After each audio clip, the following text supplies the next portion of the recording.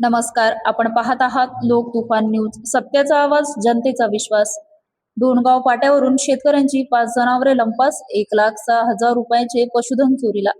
तालुक्यातील डोणवारी फाट्याजवळ वास्तव्यास असलेले शेतकरी बाबासाहेब मदन पाटील यांच्या घराजवळ बांधलेली 5 जनावरे दिनांक 26च्या मध्यरात्री अज्ञात चोरांनी लंपास केली.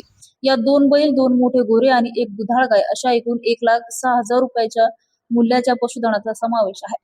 या धाडसी चोरीमुळे परिसरातील शेतकऱ्यांमध्ये भीतीचे वातावरण पसरले आहे.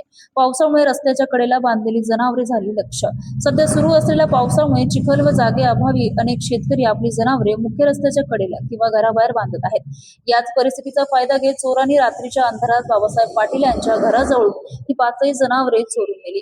शेतकऱ्यांसमोर मोठे आर्थिक संकट. यावर्षी आधीच पाऊस कमी पडल्याने तालुक्यातील शेतकरी आर्थिक टंचाईचा सामना करत कर्जबाजारी झाला आहे. त्यातच शेती कामासाठी अत्यंत महत्त्वाचे असणारे बैल आणि उत्पन्नाचे साधन असलेली गाय चोरीला गेल्याने बाधित शेतकऱ्यांवर दुहेरी संकट कोसळले आहे.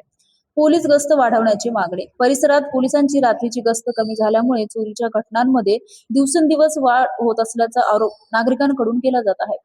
या प्रकरणी आष्टी पोलीस ठाण्यात गुन्हा दाखल करण्यात आला असून आरोपीचा शोध घेण्यासाठी पोलिसांकडून पुढील तपास वेगाने सुरू आहे. पोलिसांनी रात्रीची गस्त वाढवून चोरांचा तातडीने बंदोबस्त करावा अशी जोरदार मागणी परिसरातील शेतकऱ्यांनी केली आहे. लोक तुफान न्यूज, अशफाक पटेल.